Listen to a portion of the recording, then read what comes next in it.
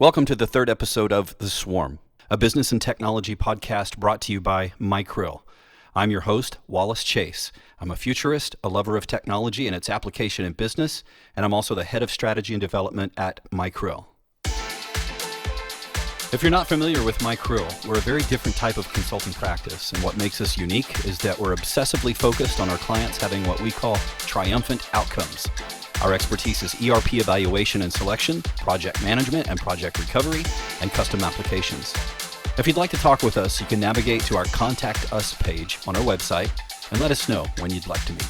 Today, I have a very special guest with me in the Swarm Studios, someone I've been trying to lock down for an interview for a while now, so I'm very glad that he's here with me. He also told me not to give a very long, detailed introduction, so I'll just say that the guest today is Darnell Jackson, the president and CEO of MyKrill. He also just happens to be my boss. So I'll stop here and I'll just say, Darnell, welcome to the Swarm. Hey, Wallace, man, thanks for having me. It made me chuckle there a little bit. I hate that term, boss. I'll tell you that. People in my past will say that, but we definitely we're working together and we're enjoying the journey. So I appreciate you having me on finally. So we can have some interesting conversation about some things going on in the industry and some neat ideas. You and I are both kind of, I think, a little bit techie, a little bit nerdy, have some ideas that are out there, and it's a great opportunity for us to just sit down and chat about them. Yeah, absolutely. Let's get into it. Yep, good deal. Okay, first question. Give us a little bit about your history, your background. Yeah, I'll tell you, Alice, I'm not really good talking about myself, but I'll give you a little bit, right? Sure. So humble beginnings, right? From a small town in Michigan called Dowagiac. It's a town with a little over 5,000 people, a couple stoplights. I think it was about 130 people in my graduating class. So we're not a small town, but it's home, and I love going there. I love the people there. It's just been this great upbringing, right? So I left there, had an opportunity to go to University of Notre Dame, studied business, information systems, had a good time there, I will say. Right. Very enjoyable experience, and then transitioned into industry from there, right? So Go I started Irish. with, go Irish, right? I started my career with General Electric, the healthcare division. And spent 7 years there, got a great opportunity to travel around the world. I was in one of those leadership rotational programs, which is a great way to enter the industry. Just amazing learning opportunity. Had an opportunity to do rotations and learn different parts of the business and travel around the world.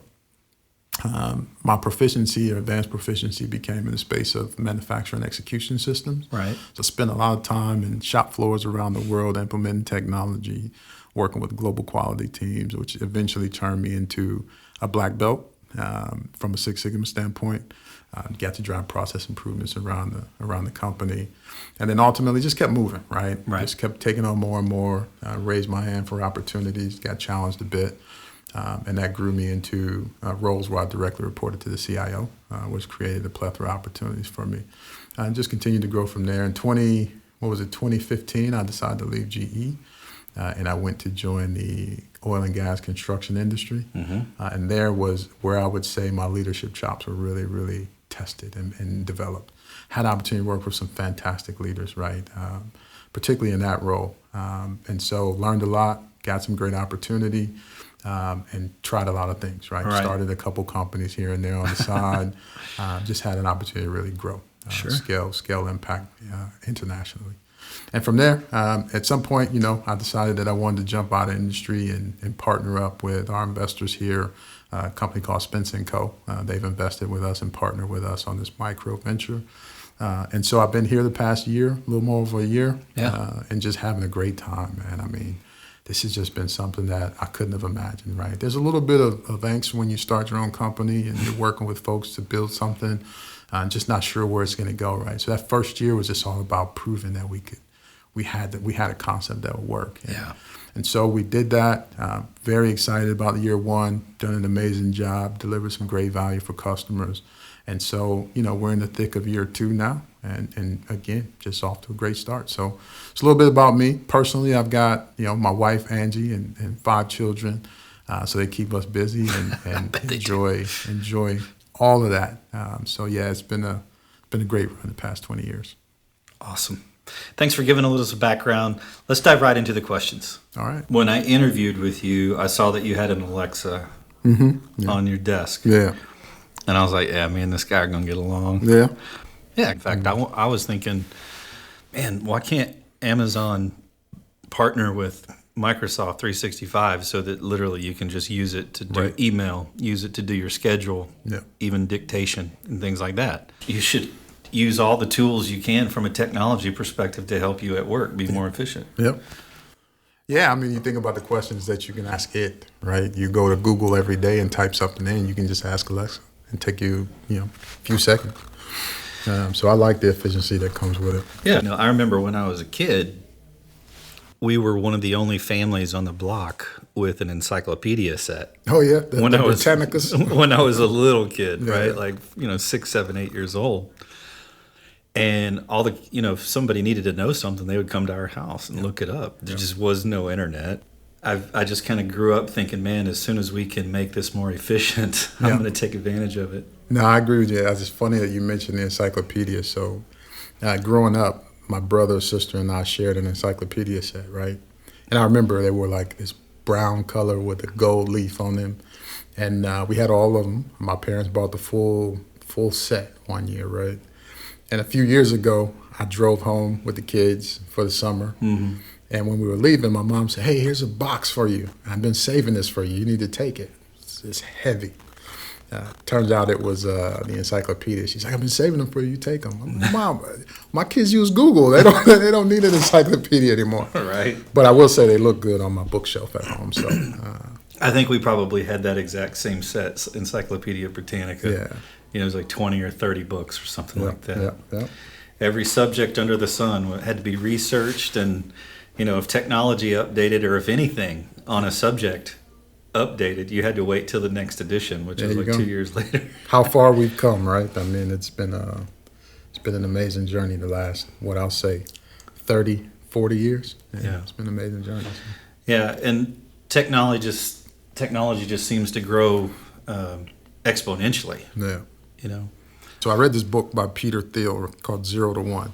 And in that book, he talks about people who take ideas that exist and expand upon them, make them better. That's 1 to infinity, right? You're kind of improving upon an idea. But people who take and create something genuinely unique are going from 0 to 1. So they're creating something that doesn't exist. Right. So he was teaching the class one time, and he said, look, tell me something that most people believe in the world that you would challenge, right? And I'm paraphrasing, right? But and so I thought about that myself, right? And I said, immediately it popped into my head, right? I said, look, everyone says that people have to die, right? And I don't believe that, right? I think because technology is there, and where technology has the ability to take us, people, the experience that we have with people can live forever, right? And so it's how do we leverage technology and all the data that we have on individuals? You have imagery, you have voice, right? You have all of these attribute data associated with individuals because we give it for free to the world today. Yeah. Right? All the social media platforms, anywhere online that you put your information today, all of that will become accessible to someone like me in the future with this big dream of creating this AI engine that is not only an AI engine that you can interact with, but it's a personalized AI engine. So my grandfather, one day when I'm no longer able to interact with them, I will be able to interact with them through my AI engine because I have all this data. Yeah. So what does that drive? And from a human behavior standpoint, it can be very interesting, right? So you sit down for dinner and you want to sit down and talk to your great-grandfather. Yeah. You have all this data on your great-grandfather. It get programmed into the AI engine. And not only have a conversation, but because of hologram technology, I'm able to actually sit and experience you. You're able to interact with me, right? And so these are kind of the far out thoughts that my brother and I talk about and my crazy ideas. And we say, hey, man, that's a multi-billion-dollar proposition, right, to go figure that out. But it'll get figured out one day. And we'll be able to sit down and have conversations and, people will never have to die. And I don't necessarily think that that's a science fiction movie type thought anymore because there are new technologies that create an opportunity for you to gather enough data on an individual where you can create algorithms that actually reproduce a personality, personality traits, the way they talk, There are already algorithms that calculate just from listening to someone talk for just a couple of minutes can replicate almost anything that you type in that person's rhetoric, their nomenclature, all of that sort of thing. So you really almost think or believe you're talking to that person. And it stands to reason that if you put historical instances behind those algorithms that, your grandfather can tell you a World War I story one day, and you can sit there and look at him and have that experience, which is really cool. I think a lot of people would love to have that experience. The idea that we came up with years ago was about that personal connection that you have to someone, and how do you maintain that, right, and capture that forever. That was the premise behind it. People die. People will always die. Right. But the thought was, how do you experience that individual forever? Now, you take that concept and translate it over to what we do in the business world, right? So let's say I'm going to pitch an investor on a potential idea that I have, and I have all the data, right? I can log in and say, hey, I'm going to meet with Wallace, right? Wallace is my investor. I'm trying to get some information from him. If I can simulate that experience with you before I actually have it, how much more prepared would I be for that interaction, right? And so as you translate that into business and conversations and global world negotiations and being able to simulate those interactions, how powerful would that tool be if it's accurate? What we're really starting to talk about is how a lot of this technology will have business application. Right. And I think about that all the time, right? I say that in our opening tagline of the podcast. I'm a futurist and I love technology and how it applies to business. Right. I think about early on where you'd have to pull in 2 or 3 different people to, run through simulated sales calls or a pitch or things like that, what you were just talking about. With technology, you could be able to practice, you could be able to role play, and have real world interactions with AI. Exactly. Case in point, today or yesterday, one of our consultants, Ryan, sent me a link to OpenAI. I don't know if you've been there and played around with that at all, but literally with just no code text prompts, it wrote an article for me. Yeah. And for this younger generation, I guess people who were, born after probably, 1999, 2000, around there, that's just normal. They think that's normal technology. To you and I, we know how unprecedented it really is. Yeah. It's just astonishing. Exactly. And I think even take it one step further, right? So you can get an assist, right? You can put some information into a portal and something can bring back to you what they think you would want to say, right? I think where it gets in the future, because we're sharing so much information with these platforms, is they will be able to predict what you want to say and tell you, here's what I think you were going to say today, right? Here's how I think you would want to respond to this person. Here's how I think you would want to respond to this email based upon your history of responses to an email, right? And so how the world can make people more efficient is where the next generation will drive wealth, right? So if you think about all the opportunities to make someone's personal life more efficient and effective, a lot of revenue follows that, right, and trails that. So for us, it becomes an avenue to say, how can we help people become more effective and efficient, not just at work. When we think about our B2C propositions that we're coming up with for the company, it's about how do we make people more efficient and effective at home. When you're able to do that, that translates to value. That translates to time that you give people back. That allows them to do other things with that time, and they're willing to pay for that, right? And so that's the journey we're on, right? That's the journey we're on. Now, we're early in the game, but ultimately, those are the type of problems we want to solve. We want to solve those problems for enterprise level, but at some point, we want to solve those problems for people at home every day. Right. And it's something I think that separates us from a lot of technology consulting firms.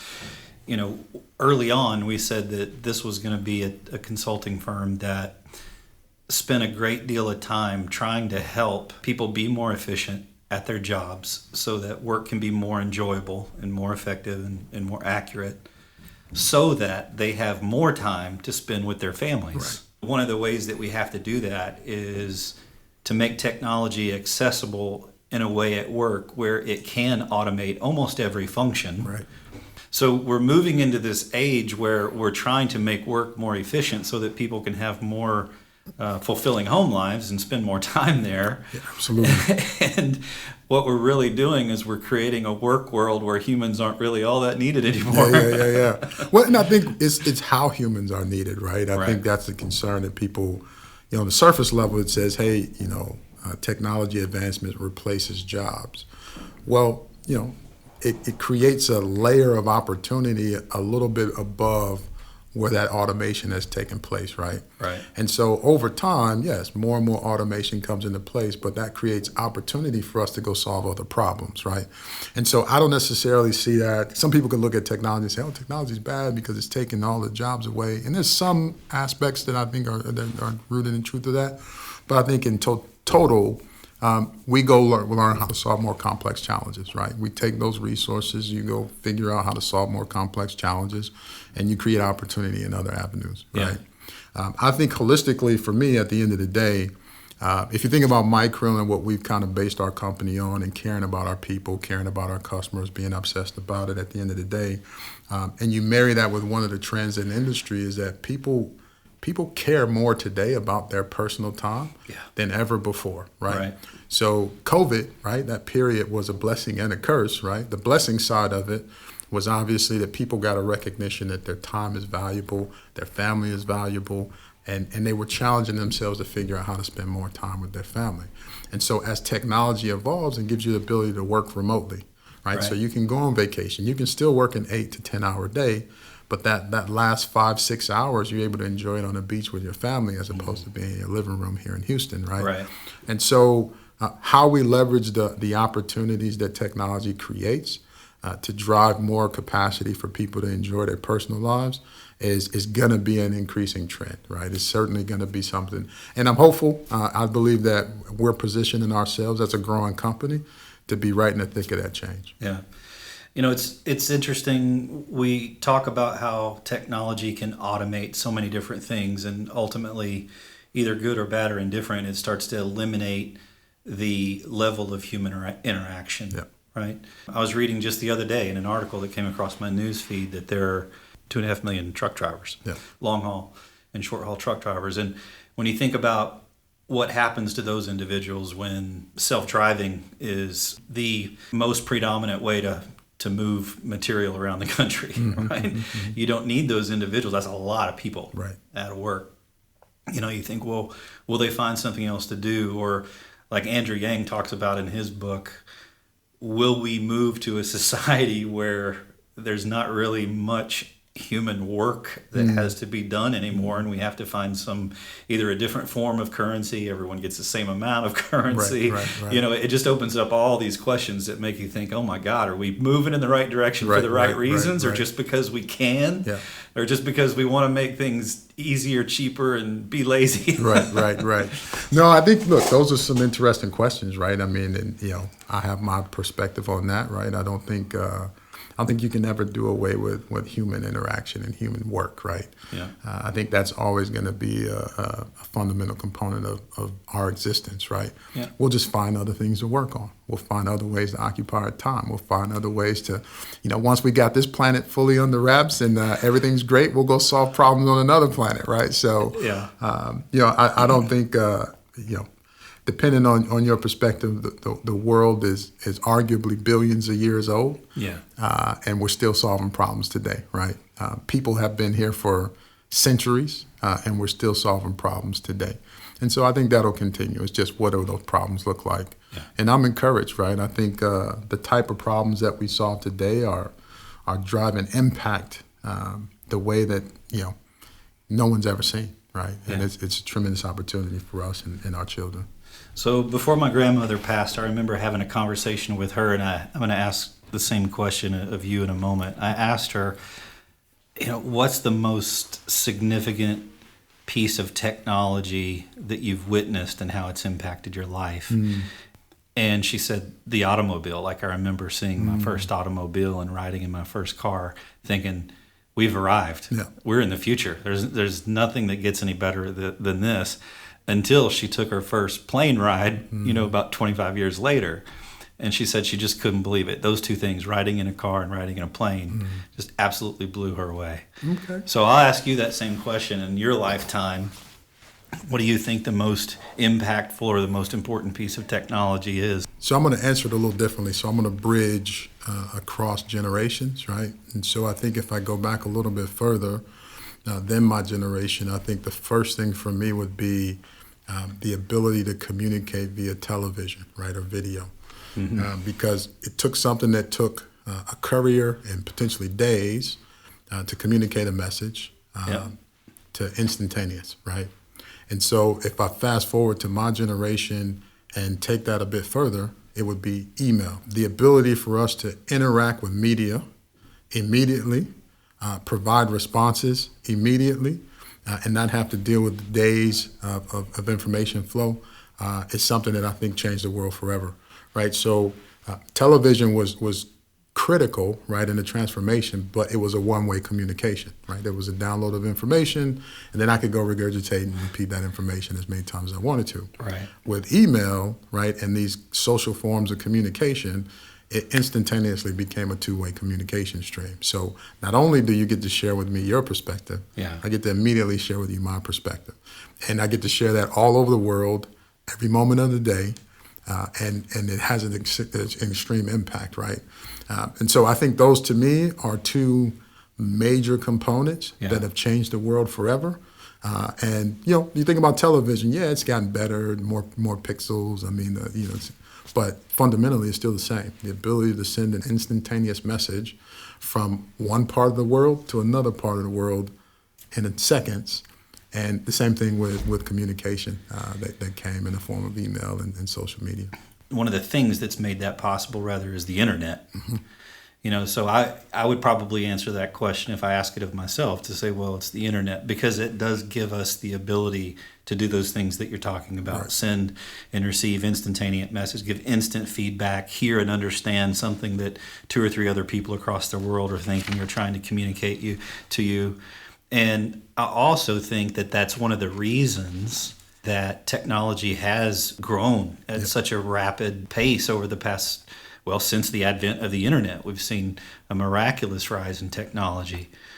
So we've had a good time talking about some of these, different technologies that we find fascinating and impactful. What do you see as some of the trends in business as that relates to technology? I think there's quite a few, right? If you look historically, companies really work their employees hard. And most people I know are very successful, have worked really, really hard. And so I think the idea and the principle of working smarter and not harder has always been there. But I actually think companies are becoming more okay with that, right? So instead of managing the time, hey, I pay you for 8 hours, did you work 8 hours? I think it's more of it's transitioning to hey, we've got a goal. We need to achieve the goal in a certain amount of time.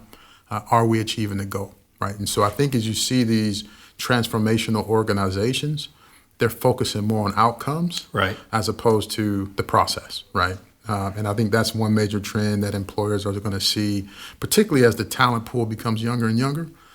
They value things differently, right? And so we valued hard work, right? We valued being the last person in the office and the first person in the office.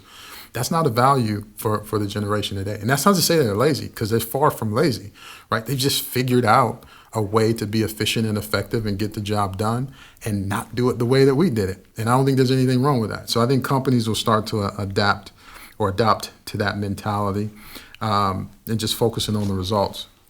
I think the duality of an employee will become more apparent. And so I think you have the side of the employee that's the career-oriented person that's going to give hours to big corporations and companies and make their steady paycheck. But then you'll have that other side of the employee that wants to be an entrepreneur and is going to leverage time throughout the day to do their entrepreneurship. And I think that trend is going to continue. It's going to get crazy. So if you look at, just looking at the number of companies that are started every year, about 20 million companies start every year. Significant amount of companies. Last year, MyKrill is one of those, right? And so people have this entrepreneurial spirit, right? But they don't want to give up the security that the day job brings and the commitment that they've made to that company. Right. And so allowing someone to flex and support them achieving their personal goals, whatever they want to do, but at the same time, meeting their commitment to the company, however they do it, I think is going to be more and more important. I also think, of those 20 million companies that are started per year, because such a small minority of them actually achieve real success where they actually get to about $100 million in revenue. Yeah. So all of the companies that are starting won't all be successful, right? And so that population of we've tried it, we've done it, creates a different type of employee, right? It creates an employee who understands the pitfalls, who's more valuable to the organization, who can really help the organization avoid pitfalls and bring that experience in, and we leverage it a bit differently, is all going to be very important on the people side of companies. I think when you look at the industry, depending on the industry you're talking about, there's going to be a lot of things happening. There's a lot of choices, right? So if you look at I mentioned 20 million companies per year starting. I think gone are the days where big corporations go to big companies to solve their problems. Mm-hmm. They're going to say, hey, I have a problem. This small company has the capability to solve that problem. I'm going to go buy that technology. And this other company has the ability to solve problem B. I'm going to go buy that technology. And because the way they were architected, they integrate into each other. And so I don't need a single ERP to run my business, right? Now, maybe ERP is not the right word because the backbone is probably still going to be there. But you think about all these secondary and tertiary systems and processes around that.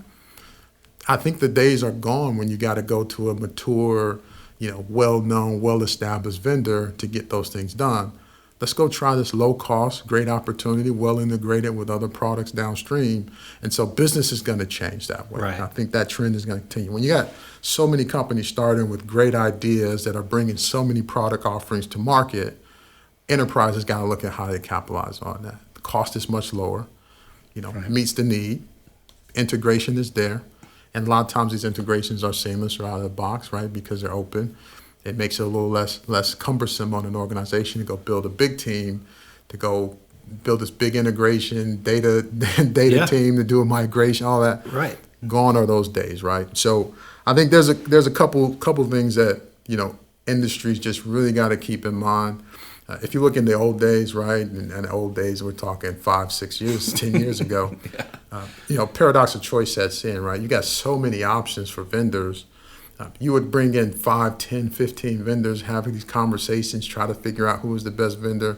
And then you always ended up with this feeling that maybe, did I make the right choice? Is it the right technology for me?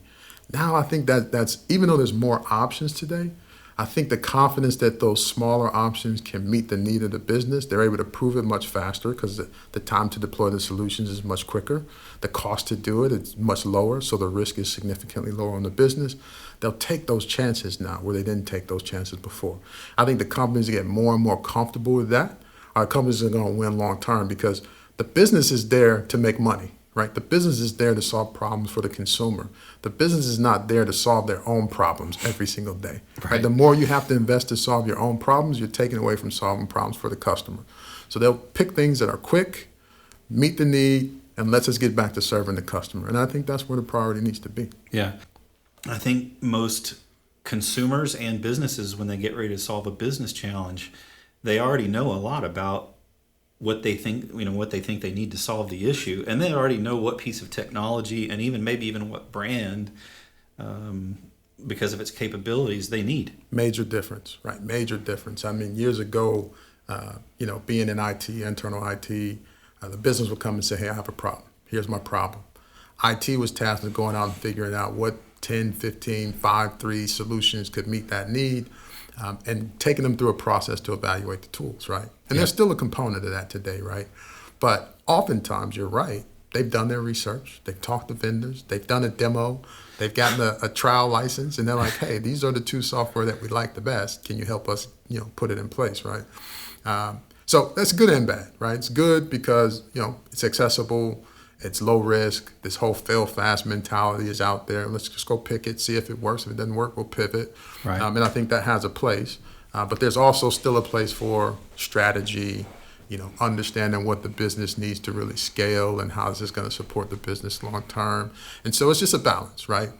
We don't want to stifle growth of the business and progress of the business because we're walking through this lengthy process that takes millions of dollars and takes forever to implement. There's areas where, for longevity of the company, You've got to go down that path, but there's other areas where, man, this is about solving the problem for our users. We solve the problem for our users so they can go service the customer. That's what we're all about. Right. And I think that breeds ingenuity too, because one, technology is cheaper than it has been in the past. Even robust system ERPs have come way, way down. Right. Now, I think, that's happening. I think that there's also, we talk about the people side, we talk about industry, but when you talk about consumers and the focus that folks will have on their customers, I think you've got to concern yourself with sustainability of the offering that you're giving your customers. So the viability of your business long term. And companies are doing whatever they can to protect that right now, right? And so the fact that costs are getting lower and lower from a technology perspective makes them more competitive, right? So if we can go deploy, an ERP, I deployed an ERP 10 years ago that cost us $8 million a year, right? Yeah. Now you can deploy a NetSuite at a pretty sizable company for, $300, $400, $500K a year. Yeah. That's a significant change in the value that you're able to drive. Similar experience, similar capability. Now, albeit the scale of usage of the platforms versus, 500K versus 8 million may be a little bit different, but the capability is there, right, in a smaller outfit. So the sustainability of the company from a cost standpoint, you can really understand the push to decrease the cost basis and drive that value back to the customer, which is what every company should be doing right now, and what we're trying to help companies do, right? Right. I think the other thing for me is this trend. I think retail space is going to be huge, right? If you think about the future, we're a consumer-based economy. It means that retail is going to be very important. Doesn't matter what you're buying. It doesn't matter if you're talking about holidays. You're talking about just general consumption. We heavily consume. So as businesses become more focused on retail from a consumer standpoint, they're going to transition to how do we become a direct-to-consumer environment, right? If you look at industrial companies today, they're B2B, right? Big companies are B2B. The question is, how do they transition to a more B2C business model, which is more transactional in nature, right? So I think most businesses, as they think about the longevity of their company, if they're business to business today, a part of their business strategy has to investigate whether they have a product offering that can go directly to the consumer, right, because they will want to drive more transactional volume. And in reality, you take out the middleman, right? Right. And so, again, sustainability of the company, driving price down, price competition is going to continue to be a thing. Yeah. And so every advantage that you can give your customer from a pricing standpoint, every advantage you can give your company from a sustainability standpoint is an advantage. And so direct to consumer, always a plus in that regard, if your company has a model that can support it. And I think more and more companies will be trying to figure that out. And so as we understand that from a MyKrill standpoint, it's really about how do we position ourselves, one, to have a transactional component to our business, right, and then two, be able to support the transition of other companies as they move into more of a transactional model from a retail standpoint. And that means e-commerce is going to be big because we know everything's digital. We know if you're going direct to consumer, you want to buy it directly, you want to see it, you want to potentially feel it, touch it, experience it before you commit to buy. And technology is going to help people do all of that, right? I'm a person who loves Amazon, right? I talk about it all the time, right? Amazon's going to put me on a commercial one day, right? And so if you look at different aspects of the way Amazon's built their company, the number one thing that they've done is, one, they're very focused on the customer, right, which is what we're doing. Customer's number one. It's the most important thing next to your people. Number two, what they've really done is they've created an ecosystem that is extremely low risk for the consumer, right? So I can go try something at Amazon. I can buy it, bring it home, try it for 60 days, don't like it, no questions asked, just return it. Doesn't matter who the supplier was. Amazon ensures that customer experience is going to be a phenomenal customer experience. It's crazy. Yeah, it's amazing, right? The number of customers they serve, the speed at which they serve them, the accuracy with which they serve them. The experience that you have in the platform, which is extremely simple. It's gotten more complex over the years, but it's still fairly simple if you really think about the complexity that they're selling. It's very simple, right? The payment process is very simple, right?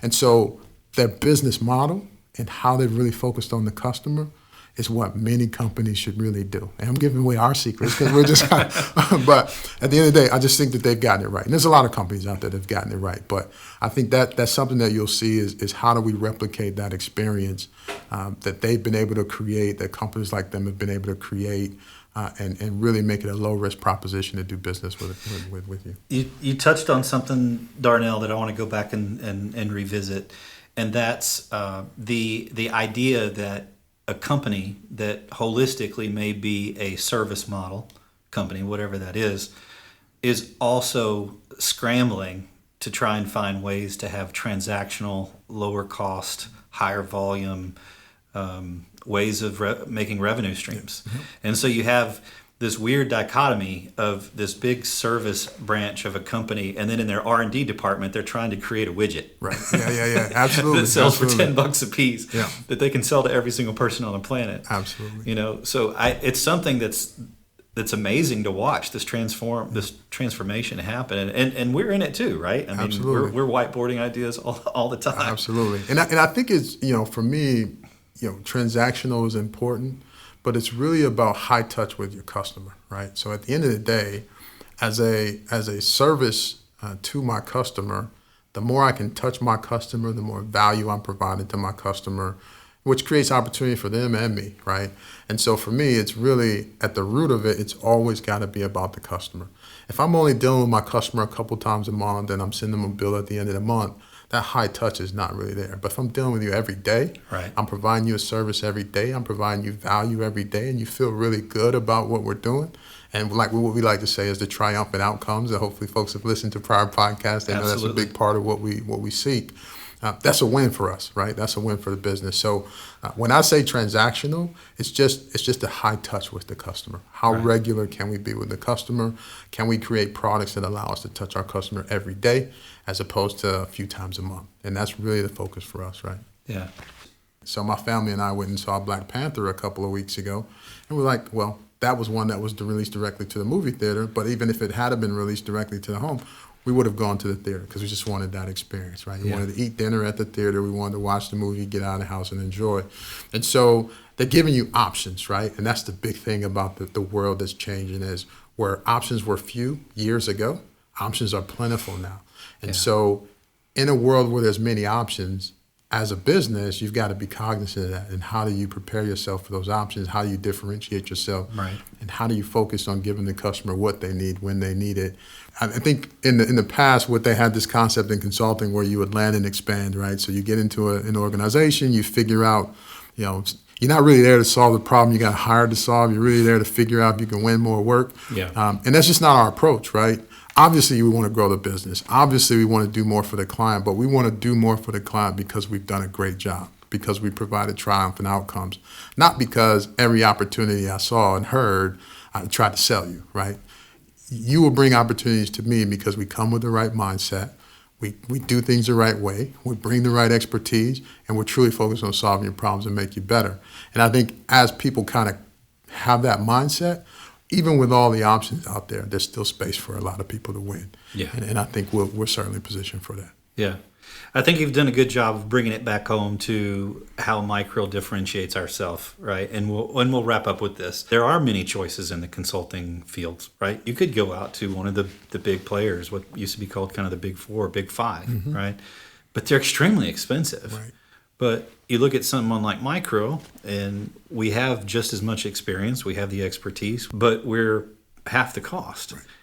And that kind of plays into giving somebody a triumphant outcome. Right. We want to be high touch, more transactional, almost transform the way people do business with consulting firms. We make it simple, and I'll give you the last word to talk about what we feel like triumphant outcome really means for our clients. Yeah, I mean, at the end of the day, it's all about, what I'll first say is there's no illusions about why you get in business, right? We're in business to build a company, to make money, and to provide for ourselves, our families, and the investors that we're fortunate to have with the company. Sure. And so there's no illusion about that. But in doing that, there's a way in which you do it that our value system is tied to. And for us, it's tied to creating triumphant outcomes for our customer. And what that really means to me is, I can send a customer a note and say, hey, can you go do a review, right? Can you do a testimonial with a potential client for me? And I don't want them to ever feel pressure to do that. I want them to scream from the mountaintops, right, and say, hey, man, our experience with MyKrill was fantastic.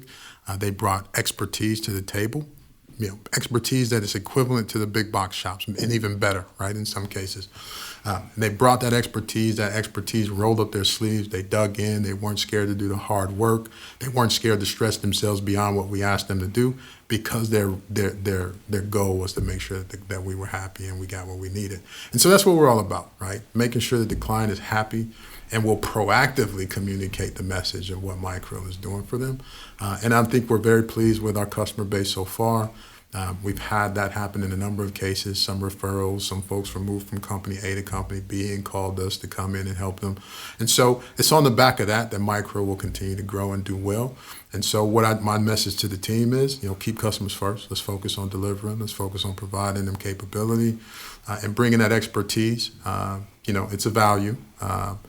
We do provide a value over some of those big box shops, and we just do it the right way. Right. That's what it's all about. Well said. Darnell, thank you for coming into the Swarm Studios and spending some time with me this evening. Thank you, I know you stayed a little late to do this.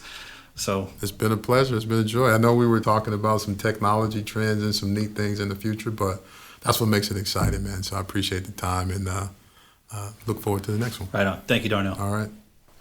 I'd like to thank my guest today, Darnell Jackson, CEO of MyKrill, and I'd like to thank you for listening to The Swarm, a business and technology podcast brought to you by MyKrill. If you'd like to talk with us, you can navigate to our Contact Us page on our website and let us know when you'd like to meet.